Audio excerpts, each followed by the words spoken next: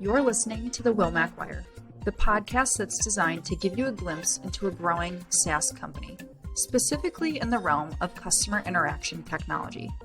From customer experience to data management, we'll talk about it here. Thank you for tuning in. Good morning, good afternoon, good evening. Thank you for tuning in to this episode of the Wilmac Wire. My name is Emily Miller from Wilmac Technologies, and as always, we have an awesome episode planned for you guys today. So I am talking with two new faces to the Wilmac Wire, specifically Mark Huber and John McDonnell, who are my teammates here at Wilmac. And they are just our dynamic duo when it comes to our public safety practice group, which has been our bread and butter, a bit of our backbone, an integral part to Wilmac's growth that was established in the early 90s. So we've been building this practice for over 30 years now.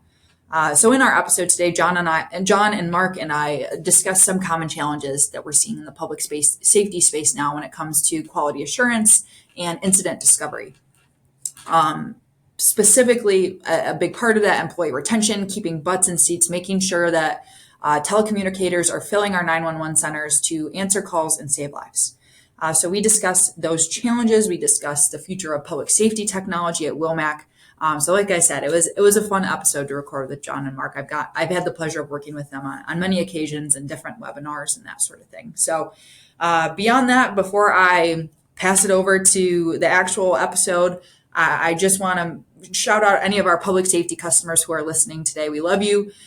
Thank you for trusting us with your recording and capture and beyond. You are an integral part to our business. So thank you. I will now turn it over to the interview with John and Mark, and I hope you enjoy this episode of the Wilmac Wire. Hello and welcome to the Wilmac Wire. I'm Emily Miller from Wilmac Technologies, and joining me today are two new faces to our listeners. Well, if you're listening, two new voices. But John McDonnell and Mark Huber from Wilmac are joining me today. Just to give you a little bit of context on what we'll be chatting about, Mark and John are our dynamic duo when it comes to public safety, our public safety practice group. We have over 115 customers in the public safety space, specifically in Northeastern United States and Southeastern Canada. It's been one of our longest standing practice groups for well over 30 years. And it's really been a foundational aspect of Wilmac and an integral part to our business. So like I said, John McDonnell, Mark Huber joining me today on the Wilmac Wire. I'll start with John.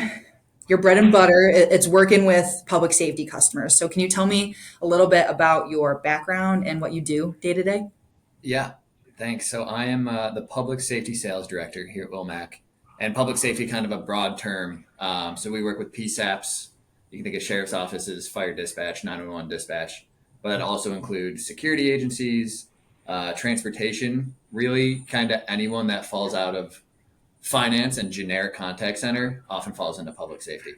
Like you're saying, Northeast US, so New York, Pennsylvania, New Jersey, Delaware, and then the province of Ontario. So a pretty big geographic area. And the way that we help these agencies are in a couple different ways. But the biggest one, call recording, we do evidence compliance and automation, and then sort of like a 911 dispatch scheduling, workforce management sort of stuff. But most of our customers fall into that first category of call recording. Gotcha. How long have you been at Wilmac? What do you like about being here? I've been here for about 6 years in the next coming May. It's been a while. I'm sure many listeners know, but Steve McDonnell is my brother. The company Wilmac was started by my grandfather. So love the family dynamic here at Wilmac. Love working with public safety customers. Love the traveling. Love being on the road, seeing faces. Yeah. Good. Yeah, you're one of the Macs in Wilmac. I wanted to make sure to call that out. Yeah. To give you the credibility you deserve. All right. Thanks for sharing that, John. And moving on to you, Mark. You've been working with our public safety customers for a long time. First of all, I want to congratulate you on over 25 years working at Wilmac.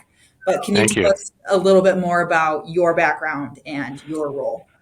Yeah, it's funny, 25 years, and I almost feel like I'm one of the Macs. I knew John's grandfather. I worked for his dad for many years, and it's been a great journey. And I have to say, public safety, I've really enjoyed working with for all of these years. Serving those who serve our communities really means a lot to me.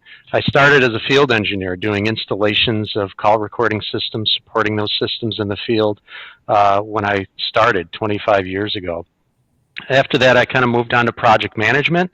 I was helping to coordinate the field engineers who were doing that work, and then I moved on to sales engineering, doing design work and making sure that the solutions that we delivered to our customers were what they were looking for. And now I have the privilege of overseeing kind of this entire life cycle from initial concept, design, and all the way into production of these systems in the field. Mm-hmm. So in other words, you're really smart, Mark. One of my favorite things is when we go on site to a customer that has been a customer for a while, and Mark's like, "Oh, I actually installed this original 15 years ago." That's awesome. All right, sweet. So now our listeners, they know a little bit more about you, and we can jump into kind of the topic that we wanted to chat about in today's episode, really taking it back to a theme of the Wilmac Wire, which is talking about customer challenges and how we can help them navigate those challenges and empower them with the solutions to navigate those challenges. So today we're going to be staying in the public safety realm. Obviously, that's why you guys are here. And talking about quality assurance and discovery challenges specifically. So John, when you're talking to public safety agencies, what are the biggest challenges they're facing when it comes to QA, and then separately when it comes to incident discovery? Yeah, I think those are the two biggest, is QA specific and discovery or disclosure for our friends in Canada. And they are two very different issues, right? Mm-hmm. But they also come down to the same core problem, which is having available resources and available time, right? Both these processes are so slow and so manual. And when you're looking at a PSAP, a lot of this stuff can seem insignificant to the big picture. These guys, these folks, these public safety telecommunicators are supposed to be on the phone, helping save lives and keeping our community safe. Why do I need to do this tedious work of examining my calls and rebuilding these incidents afterwards? But it ultimately comes down to the health of your center. And when it comes to QA, it's extremely important for staff retention. Everybody, or it sounds like everybody, especially the larger agencies, are really struggling to keep butts in seats, especially in the 911 floor. So QA often falls by the wayside right off the bat when things get really hectic, which obviously, again, the big picture is being on the phone, helping save lives, and QA can fall to the side right away. But to have a healthy employee pool, we need to kind of, make sure that everyone is doing well. And I think step one is really doing QA. Mm-hmm. So that's kind of the general QA, but then discovery is a little bit more straightforward, I guess. It still comes down to having your resources available and having time to do this. But there seems to be less correlation, right, with a rebuilding discovery to help do what? Obviously, it's mandated by New York, mandated by the government to make sure what you can do. And it's just extremely slow and extremely tedious process. Mm-hmm. Yeah, and I guess, sorry, just to cut you off really quick, to give our listeners some perspective, like when we talk about PSAPs, we're talking about public safety answering points. So like John mentioned at the start, sheriffs, fire, wherever, they're answering the phones when you call 911 and what's going on inside that 911 center, or how they're receiving those calls, how they're, like you said, if they're trying to save lives, like you want to make sure they're well equipped to follow a process and navigate it as quickly as possible. So sorry to cut you off, John. I just wanted to add that. No, I think it ultimately all comes down to the same thing: is we are struggling to keep our seats filled and keeping telecommunicators on the floor and doing what they're supposed to be doing. Mm-hmm. So how can we can't just get rid of QA and we can't just get rid of discovery, but how can we help speed this along and make this a less tedious process? Right. Mark, do you have anything to add when we're talking about QA and discovery and kind of the challenges that we see with our customers? From a technology standpoint, Emily, I think it really has a lot to do with every year more and more data coming into the center. And it seems like we hear a lot from our customers about having less people to do the work and more work that they're being asked to do simultaneous to more data coming into the center. And the resources needed to sift through the data to find what they're looking for is a huge challenge for a lot of people. Right, right. Okay, cool. So I will move us into kind of talking. We talked a little bit about those challenges right there. I want to talk more about kind of the solution that we put forward. So we've been partners with NICE for a significant amount of time. They're the ones that we resell in this market specifically NICE Inform. So Mark, I want to talk about NICE Inform Elite a little bit, and how does that specific solution help our customers overcome these types of challenges that we're talking about when it comes to QA and discovery? Yeah, so Inform Elite is really all about bringing more data into one place. You know, there's so much of this data that's coming into the centers, which is in separate technology silos, and being able to bring it all together. The biggest thing with Elite is being able to integrate CAD data with call recordings. That really moves the needle a lot, because you've got all of these calls coming into a 911 center, all of the radio traffic coming into a 911 center, and we need to find just the stuff related to one particular incident. And the CAD data is able to make those connections for us to say, okay, what answering positions were involved in this call? What radio talk groups were involved in this call, so that we can have the system automatically narrow down just those resources that were involved. So instead of sifting through hundreds of recordings, you're maybe only having to sift through a couple of dozen recordings to find what's relevant to a particular incident. And, you know, with all that needs to be done by a smaller number of people these days, that saves a lot of time. Definitely. And John, what are our customers saying about this? Like, obviously there are different levels of Inform. Elite is a little bit more comprehensive. What are our customers saying about it? Are there any success stories that stand out to you? Yeah, for sure. So it seems like most of the deployments that we've seen, the agency falls into one of the two categories. So they either have they're really struggling with QA, maybe employee retention is down, or they have a pile of discovery and disclosure. Obviously, there's crossover no matter what, because it's one integration to get both benefits. But when we're talking to these agencies, it's either, yes, we are really struggling with discovery, but our turnover is not as bad, or we have really bad turnover and we have a few delinquent discovery requests.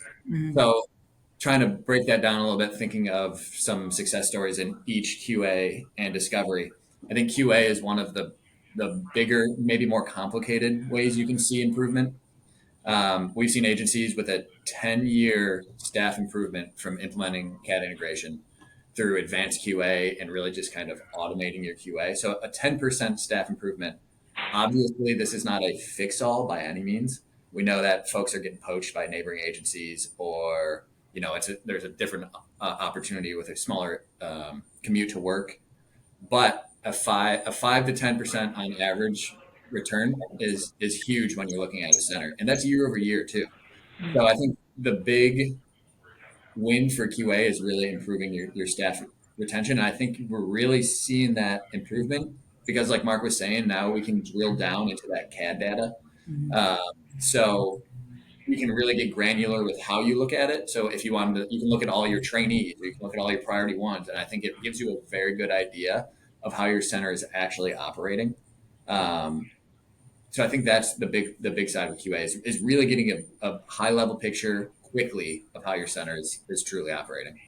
Right. And we also hear from a lot of agencies that part of the reason that people leave is not so much about pay or job stress or things like that, but it's about feedback and getting feedback from their supervisors and how they're doing and what they need to improve on. And that's what we're seeking to provide with this QA program, is to be able to review and say, here's what you're doing well, here's what you need to improve on. And people are really hungry for that kind of information. When you're struggling to do your job well, it's hard to have a connection with the center and have a connection with your career or your job. You want to do right by your center when you're getting feedback, when you're getting coached, when you're getting trained, and they're putting their resources into you to be more successful. Mm-hmm. Yeah. Okay. Thank you guys for chatting about that in more detail. I know we work a lot on public safety initiatives together on the marketing side, but hearing from our customers, it obviously is powerful because you get to really dig down into those issues. So thanks for sharing that. All right, let's move into kind of the next topic of conversation. Both of you have been hard at work looking towards the future for our public safety practice. We have some new solutions that we're adding to our portfolio. So, John, do you want to share some more details about those? Sure. Yeah. So Mark and I feel like we've had this conversation forever. Obviously, we touched on nice and form. It's a core part of our public safety business, but one to know where the next step is in public safety, and we've come into some things that kind of stay in the same vein as what we're talking about, really on the discovery and disclosure side, and in automation with that. Obviously, AI gets thrown around constantly. And what does that really mean? Well, how can we quickly do the things that we don't really want to do so we can focus on our core jobs of public safety and keeping our communities safe? So Nice Investigate is something that we've recently taken on, and it's really taking another step into making discovery easier for the PSAP or the sheriff's office. When we look at a discovery request, on the PSAP side, on the recording side, all we know is the audio. We have to rebuild the incidents and kind of go through 1,000 or 100 radio calls, radio transmissions, and rebuild an incident. But what we don't see in the informed side, on the recording side, is all the other evidence and all the other data that needs to be brought in for discovery. Body cams, video surveillance, records management systems, obviously the CAD data, CCTV, the list goes on. There's tons and tons of stuff, tons of data from siloed databases that these agencies need to go into grab to give to the DA or give to the Crown or give to whoever's requesting these. And that process is even more tedious, takes even more time, and is really just kind of in more of an issue than just what we're seeing in Inform.